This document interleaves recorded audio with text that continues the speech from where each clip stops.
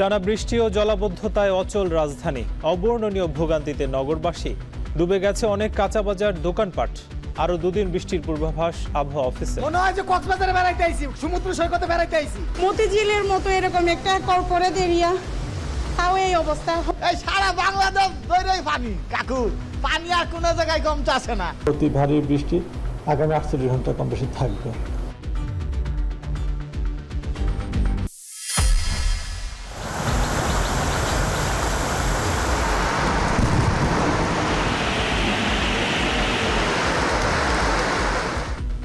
ফের ভারী বৃষ্টিতে চট্টগ্রাম, কক্সবাজার, রাঙামাটিতে বন্যা পরিস্থিতির অবনতি। 7 জেলায় মারা গেছে 51 জন, পানিবন্দী অন্তত 12 লাখ। সিলেট অঞ্চলে বন্যার অবস্থা স্থিতিশীল। বন্যায় চট্টগ্রাম বিভাগেই ভেসে গেছে 60,000 হেক্টর ফসলি জমি ও জলাশয়। ক্ষয়ক্ষতি দাঁড়াবে হাজার কোটি টাকায়। সিলেটের হবিগঞ্জ ও মৌলভীবাজারে আর্থিক ক্ষতি শত কোটি টাকা।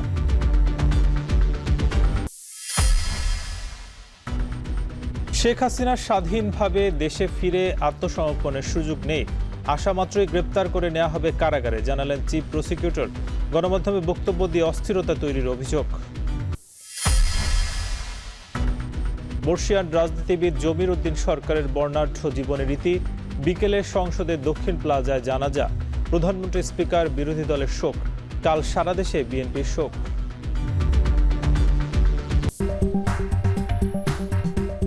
স্বাগত এখন বিকেলে। পুরো আয়োজন জুড়ে সঙ্গে থাকছি নাজমুস সাকিব।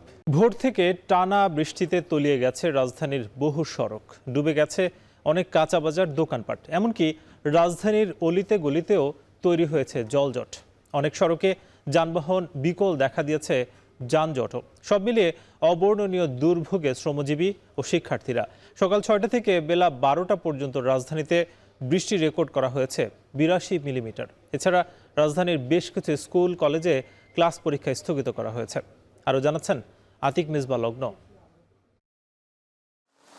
মনে হয় যে কক্সবাজারে বেড়াইতে আইছি, সমুদ্র সৈকতে বেড়াইতে আইছি। এটা যে বাংলাদেশের রাজধানী মনে হয় না। সারা বছর খুঁড়া খাড়ি করে পানি আর কমে না। এ যেন রাজধানী নয়, পানি শহর। রাতভর বৃষ্টির পর ভোর থেকেই ভারী বৃষ্টিতে ডুবে গেছে রাজপথ, অলিগলি, সড়ক। বৃষ্টির পানির সঙ্গে ড্রেনের নোংরা পানি মিশে কোথাও হাঁটু, কোথাও কোমর সমান জলাবদ্ধতা। সপ্তাহের প্রথম কর্মদিবসে ঘর থেকে বের হয়ে এভাবেই ভোগান্তিতে পড়েন নগরবাসী। বিপর্যস্ত সময়ে অভিযোগ নগরকর্তাদের বিরুদ্ধে। আমাদের ওপাশে শহরের মতো লাগেছে, এপাশে ঘোড়ার মতো লাগেছে, পানির কোনো দিক দিয়ে টানতেছে না। প্রতি বাড়ির ট্যাঙ্কিতে ময়লা পানি ঢুকে গেছে। নগর কতটা কি অনুদান নেই সেটা তো আমরা বুঝতে পারি না। 2টা রিক্সাই নষ্ট হয়ে গেছে, পানিতে ডুবে গেছে, ইঞ্জিন নষ্ট হয়ে গেছে। পরে হেঁটে রওনা করছি। চিরস্থায়ীভাবে এখানে মুক্তি দিতে পারে, এটা সমন্বিতভাবে সরকারকে অবশ্যই প্রচেষ্টা নিতে হবে।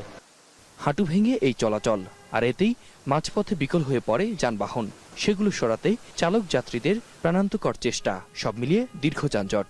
মতিঝিলের মতো এরকম একটা কর্পোরেট এরিয়া, তাও এই অবস্থা। অনেকক্ষণ ধরে বসে আছি। গাড়ি নষ্ট হয়, পানিতে যানজট লাগলে পানি ঢুকে যায়, ফেলা গাড়ি নষ্ট হয়ে যায়। আজকের দিন কামাই মার, আর ঠিক করতে করতে মনে করেন কালকের দিন লাগবো। গণপরিবহনের সংকটে অনেকেই ওঠেন সিএনজি কিংবা রিকশায়, আবার কেউ বাধ্য হয়েই হেঁটেই ছোটেন গন্তব্যের দিকে। জলাবদ্ধতার কারণে মতিঝিল সহ রাজধানীর কয়েকটি এলাকায় স্কুল, কলেজের পরীক্ষা স্থগিত করা হয়েছে। বিপাকে পড়েছেন শিক্ষার্থী ও অভিভাবকেরাও। 9টা থেকে পরীক্ষা ছিল, সকাল 7টার মধ্যে আমাদের যদি মেসেজ দেওয়া হতো যে পরীক্ষা হবে না, তাহলে তো এত কষ্ট করে এত দূর আমাদের আসতে হয় না। বর্ষা আসে, বর্ষা যায়, পঞ্জিকা বদলালেও বদল হয় না নগরবাসীর এই জলাবদ্ধতার ভোগান্তির গল্প। সময়ের সাথে কার্যকরী পদক্ষেপ, সঠিক উদ্যোগ আর ব্যক্তি থেকে সমন্বিত সচেতনতার মাধ্যমে কবে নাগাদ এই অভিশাপ থেকে মুক্তি পাবে নগরবাসী, সেই অপেক্ষায় সবাই। আতিক মিসবা লগ্ন, এখন ঢাকা। টানা বৃষ্টিতে রাজধানীর অধিকাংশ সড়কে অচল হয়ে পড়েছে, দুর্ভোগে পড়েছে নগরবাসী। সে খবর জানবো। আমাদের সঙ্গে যুক্ত আছেন আতিক মিসবা লগ্ন, বনানী থেকে। লগ্ন, জানতে চাই যে আজকে সারাদিনই তো আপনি আসলে ফলো করেছেন বিষয়টি, যে সারাদিন নগরবাসী নানা ধরনের দুর্ভোগে পড়েছে। এখন কি অবস্থা এবং পানি কিছুটা কমলো কিনা, নগরের যারা কর্তৃপক্ষ তারা কি ব্যবস্থা নিচ্ছে?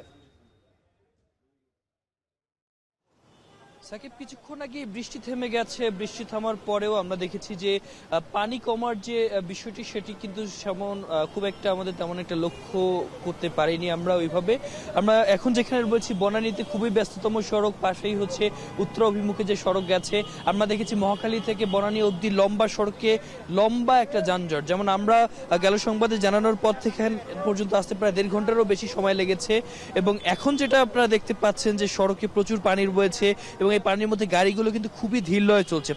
পাশেই এলিভেটেড যে এক্সপ্রেস ওয়ে রয়েছে সেটির রয়েছে, সেখানেও দেখেছি যে ওঠার ক্ষেত্রে একটা বড় লম্বা ভিড় এবং বেশ ভোগান্তির গল্প যেটা সকাল থেকে আমরা দেখছিলাম, এখনো কিন্তু সেই গল্পের কোনো পরিবর্তন হয়নি। এখনো দেখছেন যে গাড়িগুলো যেগুলো রয়েছে, পাবলিক যে ট্রান্সপোর্টগুলো রয়েছে, একই সাথে ব্যক্তিগত যে মোটর যানগুলো রয়েছে, সেগুলো কিন্তু প্রায় 1 হাঁটুরও বেশি পরিমাণ পানি দিয়েই কিন্তু যাতায়াত করছে। সাধারণত ব্যস্ততম এই সড়কটা যেহেতু গুরুত্বপূর্ণ একটি সড়ক, এখানে কিন্তু সেই জল নিষ্কাশন ব্যবস্থা স্বাভাবিকের চেয়ে অনেক ভালো হওয়ার কথা, বা যেমনটি আসলে ঢাকা উত্তর সিটি কর্পোরেশনের পক্ষ থেকে জানানো হয়েছে। তবে আমরা দেখেছি যে এরকম গুরুত্বপূর্ণ সড়কেও বৃষ্টি থামা 2 ঘন্টা পরেও তেমন একটা যে জল নিষ্কাশনের যে উন্নতি ঘটেছে এমন কোনো চিত্র এখন পর্যন্ত আমাদের চোখে পড়েনি। এখন পর্যন্ত দেখছেন যে লম্বা লাইনের একটা ম্যারাথনে দাঁড়িয়ে যে গাড়িগুলো রয়েছে, পাবলিক ট্রান্সপোর্টগুলো রয়েছে, সেগুলো চলাচল করছে। যেহেতু এই সড়ক ধরে মূলত মহাখালী বাস স্ট্যান্ড থেকে আন্তঃজেলা যে বাসগুলো রয়েছে, একই সাথে দেশের উত্তর পূর্বাঞ্চল কিংবা হচ্ছে উত্তর পশ্চিমাঞ্চলের যে বাসগুলো যেয়ে থাকে, সেই বাসগুলোকেও দেখেছি লম্বা সময় ধরে অপেক্ষা করছে। এবং এই যে সময় বিভ্রাট, এটার কারণে তাদের যেমন যাত্রীর ক্ষয়ক্ষতি হচ্ছে, একই সাথে কিন্তু এই যে পানির যে স্রোতের তেমন একটা উন্নতি না ঘটার কারণে, পানি নিষ্কাশিত না হওয়ার কারণে তাদের এই ভোগান্তির কথা আমরা চালকদের কাছ থেকে শুনেছি, যাত্রীদের কাছ থেকে শুনেছি। একই সাথে মালিক কর্তৃপক্ষ যারা রয়েছেন তারাও স্পষ্টভাবে জানিয়ে দিয়েছেন এভাবে আসলে বিভ্রাট ঘটলে এটা একটা বড় ধরনের ক্ষতির কারণ হলেও হতে পারে। আরেকটি বিষয় জানিয়ে রাখতে চাই, যেহেতু আপনি জিজ্ঞেস করেছিলেন যে সিটি কর্পোরেশনের পক্ষ থেকে কোনো উদ্যোগ নেওয়া হয়েছে কিনা, এখন পর্যন্ত আমাদের 2-1টা বিচ্ছিন্ন উদ্যোগ ছাড়া তেমন কোনো উদ্যোগ এখন পর্যন্ত আমাদের নজরে পড়েনি। তবে যারা এলাকাবাসী রয়েছেন, নগরবাসী রয়েছেন, তারা তীব্রভাবে দাবি জানিয়েছেন যত দ্রুত সম্ভব স্থায়ী সমাধান আসলে প্রয়োজন। তো সাকিব, এই ছিল আমার এখান থেকে সর্বশেষ। বনানীর পরে আমরা যেতে চাই শেয়ারপাড়ায়। শেয়ারপাড়ায় আছেন সহকর্মী মাহবুব হোসেন রিপন। দেখছি যে আপনি যেখানে দাঁড়িয়ে আছেন সেখানেও ব্যাপক আকারে আসলে পানি রয়েছে। এই যে মিরপুর কিংবা শেয়ারপাড়া এলাকার মানুষের আসলে দুর্ভোগটা কেমন, এবং যেহেতু মিরপুরের উত্তর সিটি কর্পোরেশনে পড়েছে, সেখানকার আসলে উদ্যোগটা কেমন?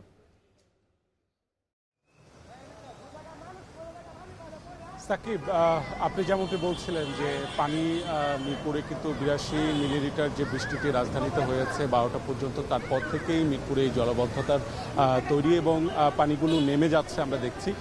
কিন্তু তারপরেও যে বিষয়টি খুব গুরুত্বপূর্ণ সেটি হচ্ছে যে মিরপুরের এই চিত্রটি আমরা এখানকার যারা নাগরিক রয়েছেন, যারা সুধী সমাজ রয়েছেন, তাদের সাথে আমরা যখন কথা বলেছি, তারা বলছেন মেট্রো রেল পরবর্তী সময়টাতে মিরপুরের এই চিত্রটি তাদের কাছে একটি পরিচিত চিত্র।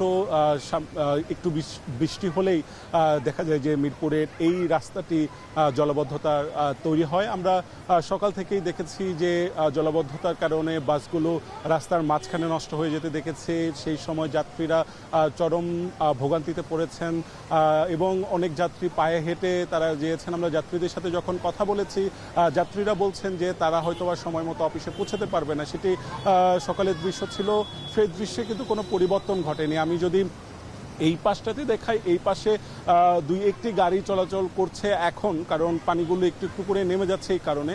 কিন্তু এই রাস্তার এই অংশটাই, পূর্ব শেওড়াপাড়ার এই অংশটি কিন্তু পুরোটাই নিমজ্জিত ছিল পানিতে, যে কারণে এই রাস্তাতে কোনো গাড়ি ঘোড়া চলাচল করতে পারেনি। সেইটার কারণে যেটি হয়েছে যে রাস্তার অপর পাশে তীব্র যানজটের সৃষ্টি হয়েছে এবং সেখানে 1.5 ঘন্টা 2 ঘন্টা ধরে অনেককে আমরা কিন্তু বসে থাকতে দেখেছি। আরেকটি বিষয় সেটি হচ্ছে যে এই যে জলাবদ্ধতার কারণে রাস্তার 2 পাশে যে দোকানপাট রয়েছে, সেই দোকানপাটগুলো কিন্তু আজকে আমরা তেমন খোলা দেখছি না, অর্থাৎ দোকানপাটগুলো বন্ধ রয়েছে, ব্যবসা বাণিজ্য বন্ধ রয়েছে।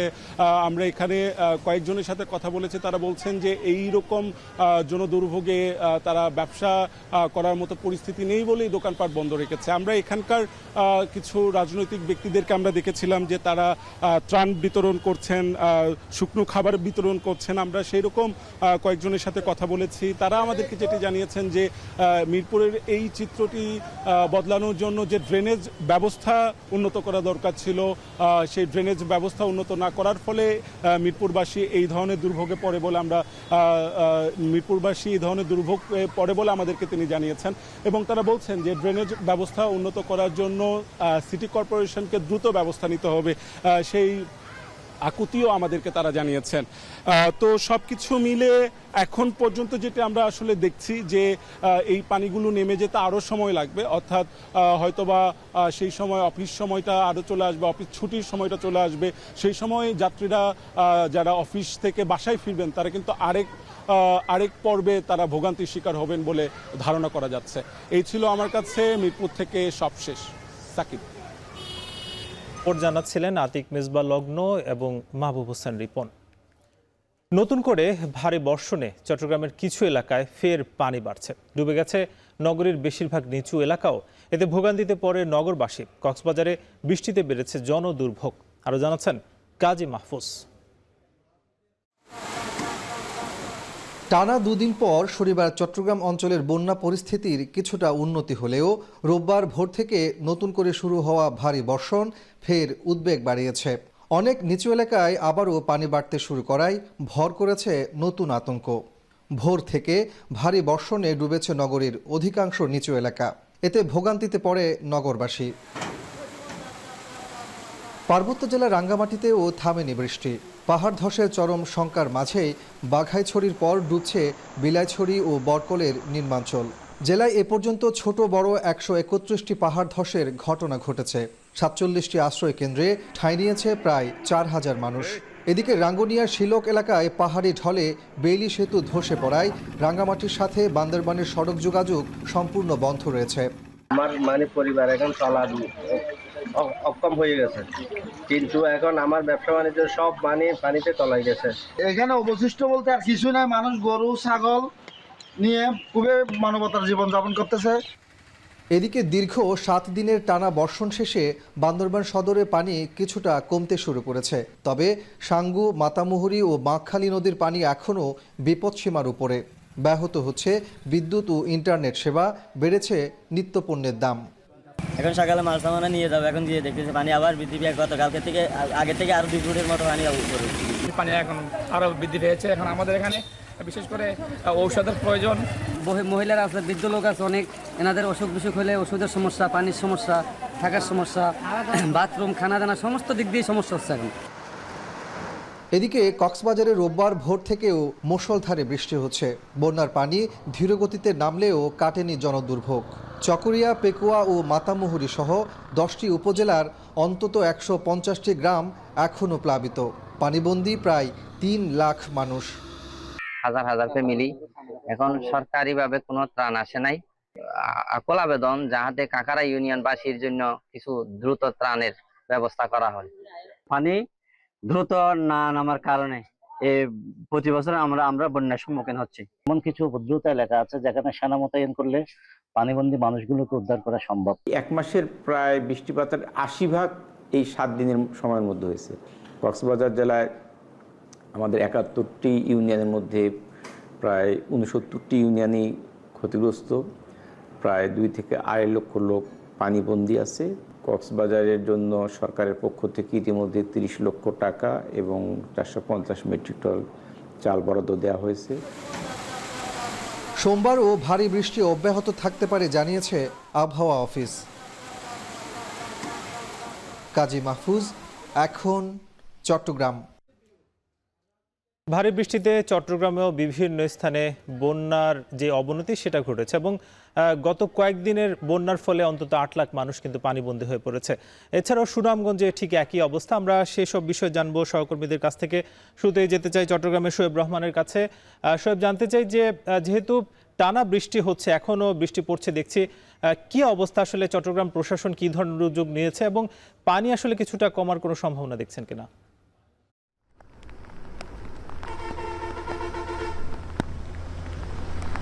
সাকিব, আপনি নিশ্চয়ই দেখতে পাচ্ছেন যে তুমুল বৃষ্টি হচ্ছে এবং এই বৃষ্টিপাতের কারণে বন্যা পরিস্থিতির কোনো উন্নতি হয়নি এখন পর্যন্ত। গতকাল একদিন বৃষ্টিপাত কম হওয়ার কারণে বিভিন্ন জায়গাতে পানি কিছুটা কমেছে, বিভিন্ন জায়গাতে সীমিত পরিসরে আশ্রয়কেন্দ্র থেকে মানুষ নিজ নিজ ঘরবাড়িতে চলে এসেছে, ফিরে এসেছে, কিন্তু বেশিরভাগ এলাকাতেই কিন্তু এখনও পানিতে নিমজ্জিত রয়েছে এবং সেখানে বন্যা পরিস্থিতির কোনো উন্নতি হয়নি। এবং বন্যা পরিস্থিতির উন্নতি না হওয়ার কারণে কিন্তু স্বাভাবিকভাবে ত্রাণ তৎপরতা বিঘ্নিত হচ্ছে এবং একই সাথে অন্যান্য যে দৈনন্দিন কার্যক্রম সেগুলো কিন্তু বিঘ্নিত হচ্ছে। এবং এখন পর্যন্ত আমরা যেটুকু খবর পেয়েছি যে চট্টগ্রামের আনোয়ারা, সাতকানিয়া, বাঁশখালী এই উপজেলাগুলো সবচেয়ে বেশি ক্ষতিগ্রস্ত হয়েছে এবং এখানকার অনেক দুর্গম এলাকাতে এখন পর্যন্ত কিন্তু ত্রাণ পৌঁছানো সম্ভব হয়নি, যে কারণে সাধারণ মানুষ যারা বন্যা কবলিত পানিবন্দী অবস্থায় জীবনযাপন করছেন তারা কিন্তু দুর্বিষহ যন্ত্রণার মধ্য দিয়ে দিনাতিপাত করছেন। এবং এই এলাকাগুলোতে শুধুমাত্র যে মানুষ কষ্টে রয়েছেন তাই নয়, এর মধ্যে হতাহতের ঘটনাও ঘটেছে চট্টগ্রামে। এখন পর্যন্ত চট্টগ্রাম বিভাগে আমরা যেটুকু জানতে পেরেছি যে স্বাস্থ্য বিভাগের তথ্য মতে 44 জনের প্রাণহানির ঘটনা কিন্তু ঘটেছে চট্টগ্রামে। এর পাশাপাশি চট্টগ্রামের বাসাবাড়ি ক্ষতিগ্রস্ত হয়েছে, ফসলি জমির ক্ষতিগ্রস্ত হয়েছে, মাছের ঘের, পুকুর, জলাশয় থেকে মাছ বেরিয়ে গেছে। এইভাবে সব কিছু মিলিয়ে শত শত কোটি টাকার ক্ষতির সম্ভাবনার কথা বলছে চট্টগ্রামের সংশ্লিষ্ট প্রশাসনগুলো। এবং চট্টগ্রামের এই যে বন্যা পরিস্থিতি, সেই বন্যা পরিস্থিতি তত্ত্বাবধান করার জন্য খনিজ, বিদ্যুৎ এবং জ্বালানি মন্ত্রণালয়ের প্রতিমন্ত্রী, তাকে দায়িত্ব দেওয়া হয়েছে, তিনি কিন্তু চট্টগ্রামে অবস্থান করছেন। এর পাশাপাশি দুর্যোগ প্রতিমন্ত্রীও গতকাল এসেছেন। কিন্তু চট্টগ্রামের যে বন্যা পরিস্থিতির যে যারা বন্যায় আক্রান্ত হয়েছেন বা পানিবন্দী অবস্থায় রয়েছেন তারা বলছেন যে প্রশাসনের যে সহায়তা সেটি এখনও পর্যাপ্ত নয়। বহু দুর্গম এলাকাতে এখনও প্রশাসনের সহায়তা পৌঁছেনি। আমরা দেখেছি যে চট্টগ্রামের দুটি জায়গাতে কিন্তু বাংলাদেশ সেনাবাহিনীর 10 এবং 24 পদাতিক ডিভিশন মাঠে নেমেছেন। তারা দুর্গম এলাকাগুলোর তথ্য সংগ্রহের পাশাপাশি উদ্ধার কার্যক্রম এবং ত্রাণ তৎপরতা অব্যাহত রেখেছেন। কিন্তু তারপরেও মানুষ বলছেন যে যেই পরিমাণ সাহায্য সহযোগিতার প্রয়োজন তার চেয়েও কিন্তু অনেক কম সাহায্য সহযোগিতা পৌঁছাচ্ছে, যে কারণে যেই পরিমাণ ত্রাণ যাচ্ছে সেটি দিয়ে আসলে তাদের চাহিদার খুব কম পরিমাণ অংশই আসলে পূরণ হচ্ছে। এবং এই ত্রাণ তৎপরতা বাড়ানোর জন্য তারা আহ্বান জানিয়েছেন। এবং কিছুক্ষণ আগে চট্টগ্রামে যে আনোয়ারার গহিরা, রায়পুর, দোভাষী বাজার রয়েছে সেই এলাকাতে কয়েকদিন ধরে যে সকল পানিবন্দী পরিবার রয়েছেন তাদের মধ্যে এনসিপির পক্ষ থেকে ত্রাণ বিতরণ করেছেন এনসিপির আহ্বায়ক নাহিদ ইসলাম এবং সেই সাথে সংসদ সদস্য এবং এনসিপির দক্ষিণাঞ্চলের মুখ্য সংগঠক হাসনাত আবদুল্লাহ। তারাও কিন্তু সরকারের বিরুদ্ধে অভিযোগ এনে বলেছেন যে সরকার যে তৎপরতা দেখাচ্ছে সেটি পর্যাপ্ত নয়, সরকারকে আরও তৎপরতা বাড়াবার দরকার। এবং একই সাথে তারা এই কথাটিও কিন্তু বলেছেন যে সরকারের পক্ষে এই দুর্যোগ একা মোকাবেলা করা অসম্ভব। সেই জায়গা থেকে প্রত্যেককেই নিজ নিজ জায়গা থেকে এগিয়ে আসার আহ্বান জানিয়েছেন এনসিপি। এবং সেই সাথে আমরা দেখেছি যে চট্টগ্রামে আজকের দিনে এসে কিন্তু বিভিন্ন জায়গাতে ত্রাণ তৎপরতা অন্য দিনের তুলনায় কিছুটা বেড়েছে। সামাজিক সংগঠন, রাজনৈতিক সংগঠনগুলো কিন্তু দক্ষিণ চট্টগ্রামমুখী হয়েছেন এবং সেই সকল জায়গাতে তারা কিন্তু নিজ নিজ সামর্থ্য অনুযায়ী ত্রাণ নিয়ে যাচ্ছেন।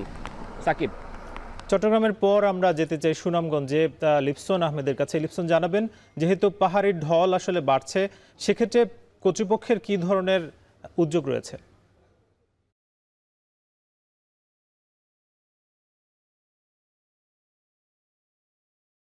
সাকিব, আমরা মূলত যদি বলি যে যেহেতু সুনামগঞ্জে আমরা বলেছিলাম গত 6 থেকে 7 দিন ধরেই কিন্তু টানা বৃষ্টিপাত অব্যাহত ছিল, কখনো ভারী বৃষ্টিপাত, কখনো অতি ভারী বৃষ্টিপাত, কিংবা কখনো গুড়ি গুড়ি বৃষ্টি। তবে আমরা যদি বলি আজকে সকালেও কিন্তু সুনামগঞ্জে বৃষ্টিপাত অব্যাহত ছিল, তবে কিছুক্ষণ আগে কিন্তু এই জেলায় রুদ্রের দেখা মিলেছে। তবে মূলত বৃষ্টিপাত কম হলেও কিন্তু এই জেলায় যেহেতু উজানের যে চেরাপুঞ্জি রয়েছে সেখানে বৃষ্টিপাত অব্যাহত থাকায় কিন্তু সুনামগঞ্জের যে নদীগুলো রয়েছে অর্থাৎ 206টি নদীর পানি কিন্তু আসলে দ্রুত বৃদ্ধি পাচ্ছে। বিশেষ করে যদি বলি যে সুরমা নদীর পানি কিন্তু গত 24 ঘন্টায় 16 সেন্টিমিটার বৃদ্ধি পেয়ে কিন্তু বিপদসীমার 40 সেন্টিমিটার নিচ দিয়ে প্রবাহিত হচ্ছে। অর্থাৎ যেহেতু পানি এখন বিপদসীমার নিচে রয়েছে, যার ফলে কিন্তু আসলে এখনো সুনামগঞ্জের যে 12টি উপজেলা রয়েছে সেখানে কোনো গ্রাম এখনো প্লাবিত হয়নি। তবে একটি শঙ্কার বিষয় হচ্ছে যেহেতু পানি উন্নয়ন বোর্ড এখনো কিন্তু কোনো স্বস্তির খবর দিতে পারেনি। তারা যেটি বলছে আরো 24 থেকে 48 ঘন্টা সুনামগঞ্জে অতি থেকে ভারী বৃষ্টিপাত হবে। পাশাপাশি কিন্তু উজানের যে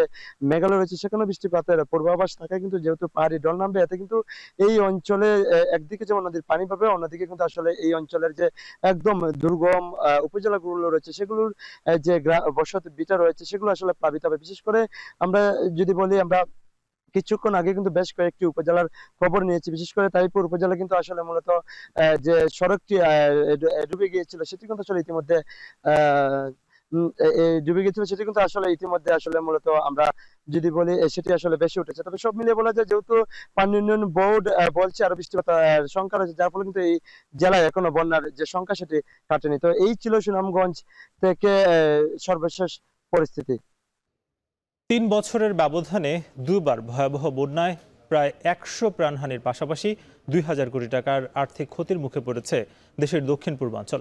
এবারও 7 জেলায় এখন পর্যন্ত মারা গেছে 51 জন। প্রশ্ন হচ্ছে, বারবার এ অঞ্চলে কেন হচ্ছে এমন ভয়াবহ বন্যা? বিশেষজ্ঞরা বলছেন, রেকর্ড বৃষ্টি, পাহাড় কাটা, নদী খাল দখল আর জলাধার ধ্বংসই কারণ। প্রাকৃতিক দুর্যোগের সাথে যোগ হয়েছে মানুষের তৈরি বিপর্যয়। হোসাইন জিয়াদের প্রতিবেদন। এ চিত্র দেশের পুরো দক্ষিণ পূর্বাঞ্চলের। পুরো জনপদেই তলিয়ে আছে পানিতে। ঘরবাড়ি, ফসলি জমি, সড়ক সবকিছুর সীমানা মুছে দিয়েছে প্রকৃতির নির্মম আগ্রাসন। ডুবে আছে হাজারো মানুষের স্বপ্ন, বছরের সঞ্চয় আর জীবিকার অবলম্বন। নিরাপদ আশ্রয় আর অনিশ্চিত ভবিষ্যতের সঙ্গে লড়াই চলছে এ জনপদের 9.5 লাখ মানুষের। এবারের বন্যায় ভেসে গেছে অন্তত 50,000 হেক্টর ফসলি জমি ও 10,000 জলাশয়। ক্ষতিগ্রস্ত হয়েছে কয়েকশো কিলোমিটার সড়ক, 40 ছাড়িয়েছে প্রাণহানি। এবারও সব মিলিয়ে ক্ষয়ক্ষতি দাঁড়াবে হাজার কোটি টাকায়। পানি একটু জানি সব শর্ট গেছে, কিন্তু সব পানি এখানে জাম হয়ে গেছে, আমরা অনেক কষ্ট হয়। খুশের ঘর ছিল, ওরা ধান সামালতে পারছে কিনা আমার সন্দেহ। ফসলের জমি খুব নষ্ট হয়ে গেছে, ধান ক্ষেত, আপনার এই রব্বেশ্বরীর ক্ষেত, জিএক্সের ক্ষেত, ক্ষেত যা আছে সবগুলো নষ্ট হয়ে গেছে। চন্দনাইশ, লোহাগড়া, বাঁশখালী এইসব এলাকায় প্রচুর পরিমাণে, বিশেষ করে সাতকানিয়ার প্রায় 70% এলাকা ইনান্ডেটেড, পানির নিচে তলিয়ে গিয়েছে। বছর বছর বন্যায় শুধু হাজার হাজার কোটি টাকার আর্থিক ক্ষতি নয়, এই অঞ্চলের মানুষ তাদের জীবনযাত্রার যে সম্বল, দীর্ঘদিনের যে জমানো পুঁজি সবই হারিয়ে ফেলছেন। কেউ হারাচ্ছেন ঘরবাড়ি, কেউ আসবাবপত্র, কেউ বা তাদের ব্যবসার পুঁজি। বিশেষজ্ঞরা মনে করছেন, এভাবে বারবার বন্যা হতে থাকলে এই অঞ্চলের আর্থসামাজিক যে ব্যবস্থা সেখানেও একটি আঘাত হানবে। বন্যায় সবচেয়ে বড় ঝুঁকিতে থাকে শিশু, বৃদ্ধ ও অন্তঃসত্ত্বা নারীরা। 24 ঘন্টা পানিতে থাকায় তৈরি হচ্ছে প্রাণহানির ঝুঁকি। চিকিৎসকরা বলছে, বিশুদ্ধ পানি সংকটে মহামারীতে রূপ নিতে পারে কলেরা, টাইফয়েড ও ডায়রিয়ার মতো রোগ। দূষিত খাবার পানি এবং খাবার কারণে দেখা যায় যে অনেক সময় তারা পেটের বিভিন্ন পীড়ায় আক্রান্ত হয়, ডায়রিয়া, কলেরা, আমাশয় এগুলা ছড়িয়ে পড়তে পারে। প্রশ্ন হচ্ছে, এই ভয়াবহ দুর্যোগের দায় কি মানুষেরও আছে? বিশ্লেষকরা বলছেন, কক্সবাজার অঞ্চলে রোহিঙ্গাদের নির্বিচারে পাহাড় কেটে আবাসন তৈরি হুমকিতে ফেলেছে 13 লাখ মানুষকে। এছাড়া প্রভাবশালীদের নদীখাল দখল ও নাব্য কমায় কমেছে পানি ধারণ ক্ষমতা। এসব ক্ষেত্রে প্রশাসনের নজরদারি ও কঠোর অবস্থানের অভাবকে দায়ী করছেন পরিবেশবিদরা। খাল দখল হয়ে গেছে কিংবা ফুটপাত দখল করে স্থাপনা তৈরি হয়েছে, কারা করেছে? প্রভাবশালীরা করেছে। কোনো আইনের তোয়াক্কা করেনি, জনগণের প্রতি কোনো দায়বদ্ধতা ছিল না। তারা সরকারি সুযোগ সুবিধা ব্যবহার করে, তারা ক্ষমতা ব্যবহার করে তারা এই অনিয়মগুলো করেছে। সারা বছর এখানে পাহাড় কাটা থাকে এবং পাহাড় কেটে অনেকাংশ রোহিঙ্গা ক্যাম্প স্থাপিত হয়েছে, বালির উপরে স্থাপিত আছে। পাহাড়ের ঢিলা ভেঙে এবং গাছ কেটে বনায়ন ধ্বংস করে কিন্তু নিত্য নতুন রোহিঙ্গা বসতি স্থাপিত হচ্ছে। পাহাড় আর সাগর মিলে 3 পার্বত্য জেলা ও কক্সবাজার পরিচিত পর্যটনের স্বর্গরাজ্য হিসাবে। এ অঞ্চলে বড় জনগোষ্ঠীর কর্মসংস্থান, আয় উপার্জন নির্ভর করে পর্যটনের উপর। প্রাকৃতিক দুর্যোগের প্রভাব পড়েছে পর্যটন খাতেও। প্রতি বছর বর্ষায় কিন্তু পাহাড়ে কিন্তু অনেক প্রাকৃতিক বিপর্যয় ঘটে। প্রশাসনের পূর্ব প্রস্তুতি ব্যতিরেকে হঠাৎ করে 3 দিন নিষেধাজ্ঞা দেওয়াতে আমাদের হোটেল রিসোর্টগুলোতে অনেক বুকিং ক্যান্সেল হয়েছে। এর মধ্যে কোনো গেস্ট আপনার রিশিডিউল করে নাই, ওনারা সরাসরি আমাদের অগ্রিম টাকা ফেরত নেওয়া শুরু করেছেন। গত কয়েকদিনে রাঙ্গামাটি ও বান্দরবানে 8 থেকে 10,000 বুকিং বাতিল করেছে পর্যটকরা। হোসাইন জিয়াদ, এখন চট্টগ্রাম। বৃষ্টি হলেই তলিয়ে যায় দেশের উত্তর পূর্বাঞ্চল। কয়েকদিনের ভারী বৃষ্টি আর পাহাড়ি ঢলে মৌলভীবাজার, হবিগঞ্জ, সুনামগঞ্জে পানিবন্দী লক্ষাধিক মানুষ। কম বন্যাতেই ফসল আর অবকাঠামোগত ক্ষতির পাশাপাশি নানা সংকটে পড়েন ভাটি এলাকার মানুষ। চলতি বন্যায় শুধু হবিগঞ্জে কৃষি, মৎস্য ও অবকাঠামোগত ক্ষতি প্রায় 100 কোটি টাকা ছাড়িয়ে যাবে বলে ধারণা করা হচ্ছে। এসব বিপর্যয় মোকাবেলায় প্রশাসনের নানান আশ্বাস থাকলেও তা প্রয়োজনের তুলনায় অনেকটা অপ্রতুল বলছেন ভুক্তভোগীরা। আরও জানাচ্ছেন গুলজার আহমেদ। গত 3 দিনের বন্যায় হবিগঞ্জের খোয়াই নদীর ভয়াল রূপ কিংবা মৌলভীবাজারের মনু আর ধলাই নদীর বিধ্বংসী আচরণে বিপর্যস্ত ছিল লাখো মানুষ। এসব এলাকার নদীর প্রতিরক্ষা বাঁধ ভেঙে ঢুকে পড়ে জলের স্রোত। কিছু বুঝে ওঠার আগেই তলিয়ে যায় 2 জেলার বেশ কয়েকটি এলাকার রাস্তাঘাট, ঘরবাড়ি কিংবা ফসলি জমি। 88 সালের পর জেলার অনেক জায়গায় এবারই প্রথম পানি ঢুকল। এদিকে মৌলভীবাজারের বন্যা দুর্গত এলাকাগুলোর পানি নামতে শুরু করার সাথে সাথে ক্ষয়ক্ষতি বেরিয়ে আসছে। জেলায় 248 হেক্টর আমনের বীজতলা 86.50 হেক্টর আর সবজি 64.50 হেক্টর ক্ষতিগ্রস্ত হয়েছে। 3500 বসতবাড়ি, 82 কিলোমিটার সড়ক, 5টি সেতু ক্ষতিগ্রস্ত হয়েছে। এদিকে ত্রাণ কার্যক্রম প্রয়োজনের তুলনায় অপ্রতুল বলে অভিযোগ স্থানীয়দের। তবে প্রশাসনের দাবি, বন্যার্তদের পাশে থেকে সব ধরনের সহযোগিতা করছেন তারা। আমার খাতা বই সব ভিজে গেছে। আমরা 4-5 দিন পানি বন্দি, এই পর্যন্ত সরকারের থেকে কোনো সাহায্য পাইছি না। আশ্রয়ের প্রকল্প থেকে সর্বপ্রথম আমাদের টিউন স্যার আমরা নিজে এসে দিয়ে গেছি। আশ্রয়ের সংখ্যা বাড়ছে, তাদেরকে আমরা শুকনো খাবার, চাল, ডাল, চিনি, লবণ, তেল এগুলো আমরা সরবরাহ করছি। আর বাইরে যারা আছে তাদের জন্য আমরা যে মুড়ি, তারপর চিরা, চিনি এগুলো আমরা একটা প্যাকেজ বানিয়ে তাদেরকে আমরা বিতরণ করছি। বিভাগের আরেক জেলা হবিগঞ্জের সদর, বাহুবল ও বানিয়াচং উপজেলা মিলিয়ে প্রায় 30,000 মানুষ পানিবন্দী রয়েছেন। চলতি বন্যায় কৃষি, মৎস্য ও অবকাঠামোগত যে ক্ষতি হয়েছে তার আর্থিক মূল্য প্রায় 100 কোটি টাকা ছাড়িয়ে যাবে বলে ধারণা করা হচ্ছে।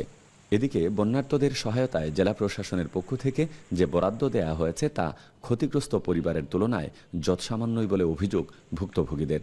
জিনিসপত্র যা লাগে একবারে দোন লাগে, 2বারে দোন যায় না, রান্তা উল্টাইয়া আমার 60,000 টাকা খরচা হামলা যায়। বাইঙ্গন বিছা 2টা, এই হলদি, এদিকে মুখি, এগুলা মনে হয় সবগুলা হচ্ছে জীবনী। আর্থিক ক্ষয়ক্ষতি আমরা চূড়ান্তভাবে নির্ধারণ করতে হয়তো 2-3 দিন সময় লাগবে। পানি একটু নামার পরে আমরা বুঝতে পারবো যে ক্ষতির হারটা শতকরা কত।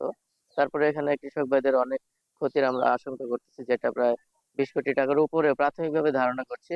তবে সুনামগঞ্জের চিত্র এবার কিছুটা ভিন্ন।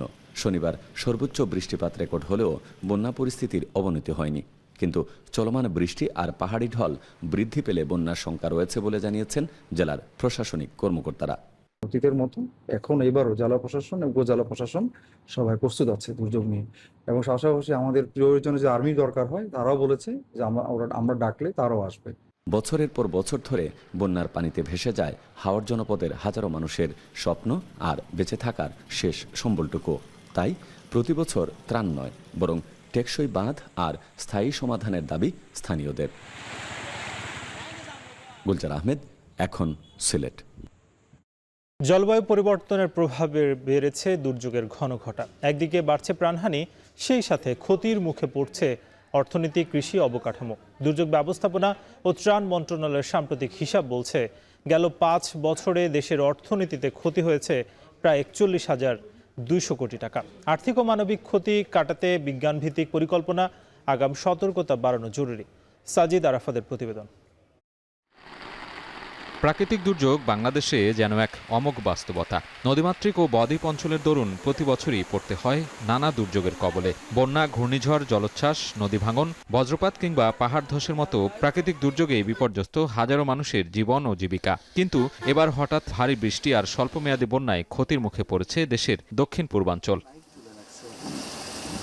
আন্তর্জাতিক মুদ্রা তহবিল IMF এর তথ্য বলছে, 2000 থেকে 2023 সালের মধ্যে বাংলাদেশে প্রাকৃতিক দুর্যোগের 134টি ঘটনা ঘটেছে।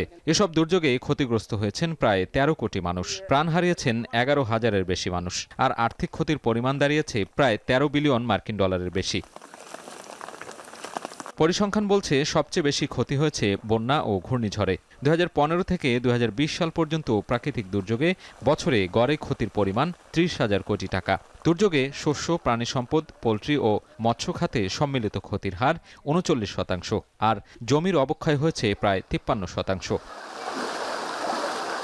তবে দুর্যোগ ব্যবস্থাপনা ও ত্রাণ মন্ত্রণালয়ের সাম্প্রতিক হিসাব বলছে, 2021 থেকে 2025 সালের মধ্যে শুধু বন্যা ও ঘূর্ণিঝড়ের কারণেই দেশের অর্থনীতিতে প্রায় 41,000 কোটি টাকার বেশি ক্ষতি হয়েছে। এ সময় ক্ষতিগ্রস্ত হয়েছেন 1,77,00,000-এর বেশি মানুষ। দুর্যোগ ব্যবস্থাপনা বিশেষজ্ঞরা বলছেন, এল নিনোর প্রভাবে বেশি বৃষ্টিপাতের পূর্বাভাস সত্ত্বেও আগাম সতর্কীকরণ ব্যবস্থাকে জোরদার করা যায়নি। পাশাপাশি প্রকৃতি বিরুদ্ধ কর্মকাণ্ডের কারণে দুর্যোগের আর্থিক ও মানবিক ক্ষতির প্রভাব বাড়ছে।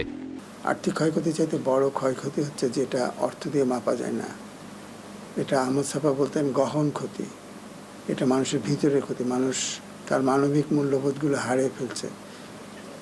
সন্তান তার মায়ের কবর দিতে পারছে না। এটা মাপবেন কিভাবে? লোকাল গভর্নমেন্ট নাই। সেই কারণে ডিস্ট্রিবিউশন যেটাই হোক, সেটা চাল, চিড়ে, গুড়, মুড়ি যাই হোক, হয়তো ক্যামেরায় দেখানোর জন্য কিছু করা যাবে, কিন্তু মানুষের কাছে পৌঁছানোটা খুব দুরূহ হবে। এদিকে দুর্যোগে আর্থিক ক্ষতি নিরূপণে সমন্বিত উদ্যোগে ঘাটতি আছে বলছেন অর্থনীতিবিদরা। সংকট সমাধানে বিজ্ঞানভিত্তিক পরিকল্পনা, আধুনিক প্রযুক্তির ব্যবহার বাড়ানোর পরামর্শ তাদের।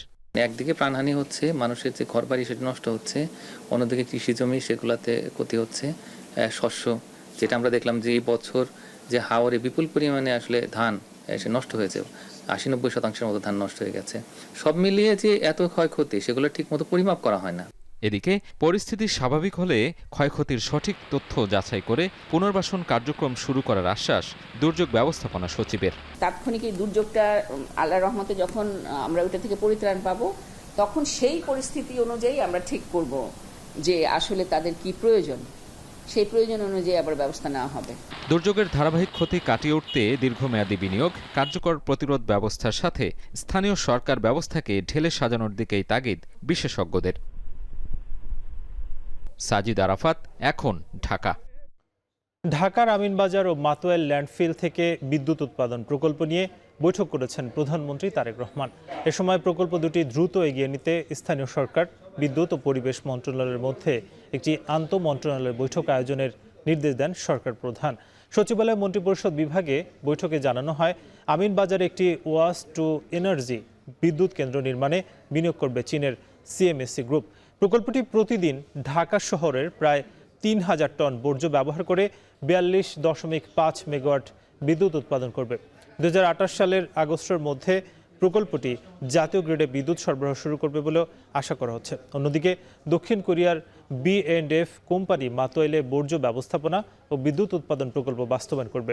এ প্রকল্পে বছরে প্রায় 15,000 টন মিথেন গ্যাস উৎপাদন হবে, যা থেকে বছরে মোট প্রায় 81,000 মেগাওয়াট বিদ্যুৎ উৎপাদন করা হবে। এটি দৈনিক প্রায় 221 মেগাওয়াট বিদ্যুৎ উৎপাদনের সমান।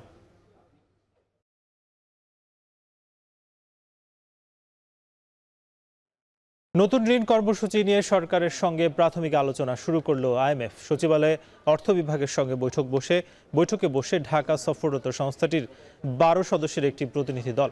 এ বিষয়ে অর্থমন্ত্রী জানান, ফ্যাসিস্ট আমলের ঋণ কর্মসূচি গ্রহণের স্বার্থে ছিল না, তাই পুরনো কর্মসূচি বাদ দিয়ে নতুন ঋণ কর্মসূচি নিয়ে আলোচনা হচ্ছে। বিস্তারিত প্রতিবেদনে।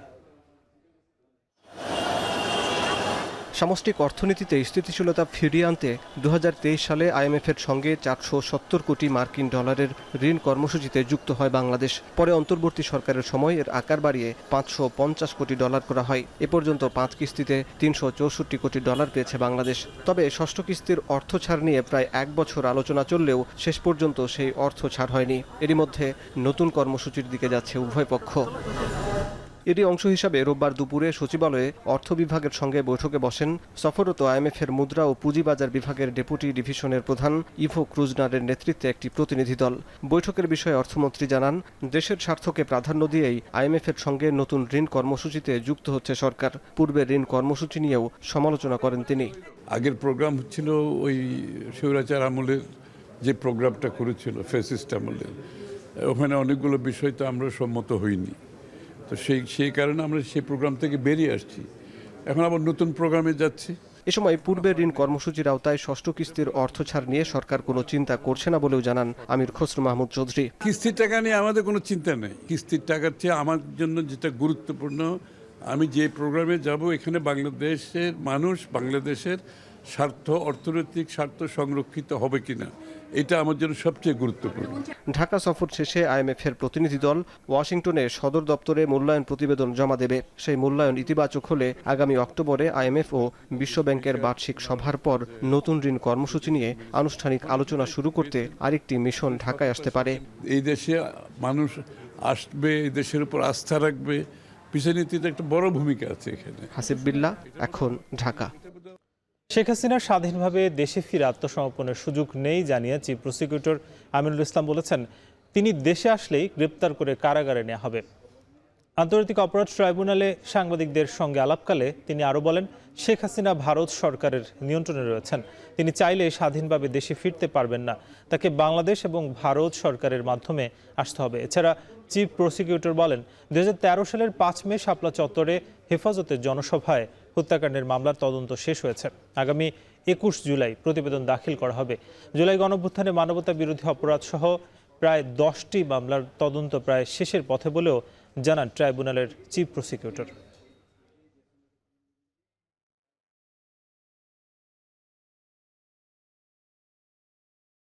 সাবেক প্রধানমন্ত্রী শেখ হাসিনা তিনি জুলাই অভ্যুত্থানে তার একটা command responsibility, superior command responsibility আছে এবং সেই দায় থেকে তার একবার একটা শাস্তি হয়েছে। এর বাইরেও যেমন ধরেন শাপলা চত্বর হত্যা মামলায় তার একটা সুপিরিয়র কমান্ড রেসপন্সিবিলিটি আছে, তার ব্যক্তিগত দায়ও আছে। তিনি তো এখানে দণ্ডপ্রাপ্ত, তিনি ভারতে নির্বাসনে, ভারত সরকার তাকে দিতে পারে, ভারত সরকার তাকে নাও দিতে পারে। তো উনি স্বাধীনভাবে এসে আত্মসমর্পণ করবেন এই সুযোগ আমার মনে হয় যে এটা ঠিক না। বর্ণাঢ্য জীবনের ইতি ঘটল বিএনপির বর্ষিয়ান নেতা সাবেক স্পিকার ব্যারিস্টার জমির উদ্দিন সরকারের। রোববার ভোরে রাজধানীর একটি হাসপাতালে ইন্তেকাল করেন তিনি। তার মৃত্যুতে গভীর শোক প্রকাশ করেছেন প্রধানমন্ত্রী, স্পিকার, বিরোধী দলীয় নেতাসহ রাজনৈতিক ও আইন পেশার সহকর্মীরা। বিকেল 5টায় সংসদের দক্ষিণ প্লাজায় হবে জানাজা। সবশেষ প্রস্তুতির খবর জানাতে সংসদের দক্ষিণ প্লাজা থেকে যুক্ত হচ্ছেন সহকর্মী ইমদাদুল আজাদ। ইমদাদ, জানতে চাই যে জানাজার প্রস্তুতি সম্পর্কে জানাবেন এবং মরদেহ আনা হয়েছে কিনা, কারা কারা উপস্থিত হলেন?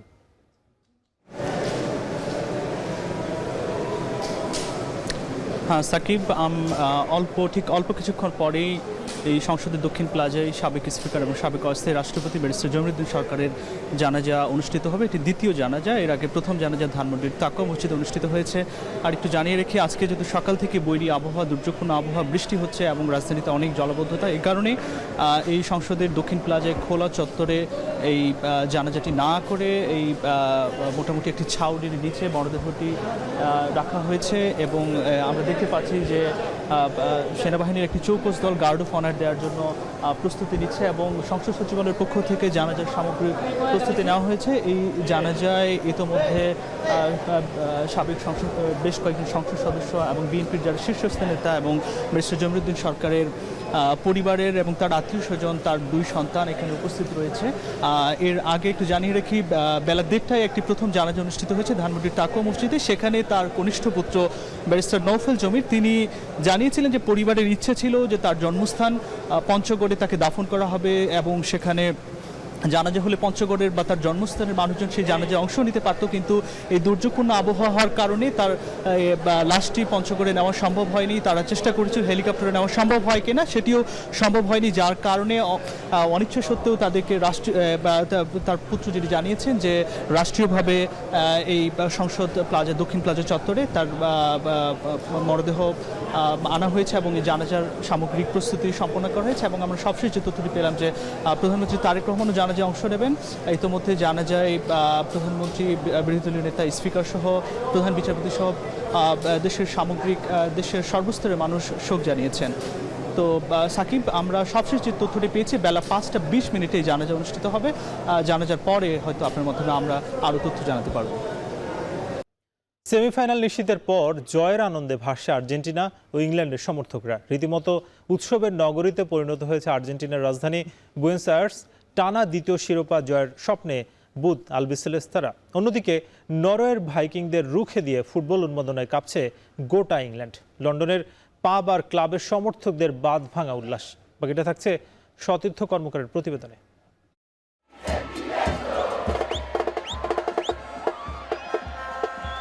রাতারাতি জনসমুদ্রে পরিণত হয়েছে আর্জেন্টিনার রাজধানী বুয়েনোস আইরেস। ঐতিহাসিক এবং আইকনিক মনুমেন্ট দ্য ওবেলিস্কের চারপাশে চক্রাকারে ঘুরছেন লাখো সমর্থক। মেসি মেসি মেসি স্লোগানে কাঁপছে পুরো এলাকা।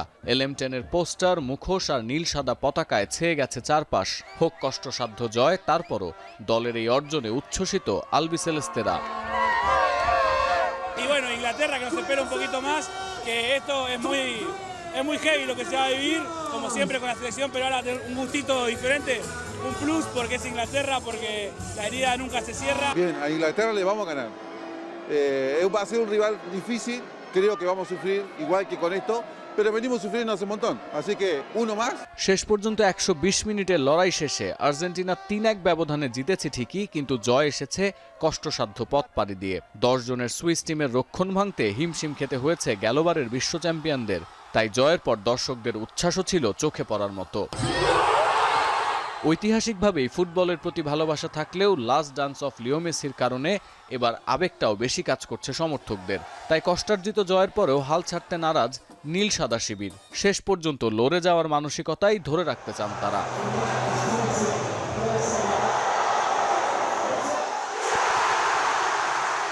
এদিকে কোয়ার্টার ফাইনালের আরেক ম্যাচে নরওয়েজিয়ান ভাইকিংদের হারিয়ে শেষ চারে ইংল্যান্ড। বেলিংহ্যামের জোড়া গোলে আরও একটি প্রত্যাবর্তন। এমন অর্জনে তাই থ্রি লায়ন্স সমর্থকদের তুমুল বিজয় উৎসব। মাঠে না গেলেও ওয়াচ পার্টিতে হৈ হৈ করে উপভোগ করেছেন ম্যাচ। আর জয়ের পর সমর্থকদের উল্লাসে কেঁপেছে গোটা London. And we've come out the other end. I do actually believe we can win the final if we come across France. Amazing. Lots of words here. স্টেডিয়ামে জড়ো হওয়া সমর্থকদের উন্মাদনার চেয়েও বেশি মাতামাতি ছিল ইংল্যান্ডের রাস্তার, স্ট্রিট পার্টি, ক্লাব আর পাবে। সবকিছু উজাড় করে দলকে সমর্থন দিয়েছেন ভক্তরা। ফাইনালে ওঠার লড়াইয়ে থ্রি লায়ন্সদের প্রতিপক্ষ এখন আর্জেন্টিনা। মেসি আলভারেজদের রুখে দিয়ে শেষ হাসি হাসবেন কেইন, বেলিংহামরা, এমনটাই প্রত্যাশা ইংলিশ সমর্থকদের। সতীর্থ কর্মকার, এখন বিশ্ব। এই ছিল এখন বিকেলের আয়োজন। এখন টেলিভিশন ওয়েবসাইটে ভিজিট করুন www.এখন.tv। এছাড়া ফেসবুকে যুক্ত হতে পারেন facebook.com/tv.এখন। ইউটিউবে দেখতে পারেন youtube.com/c/echontv।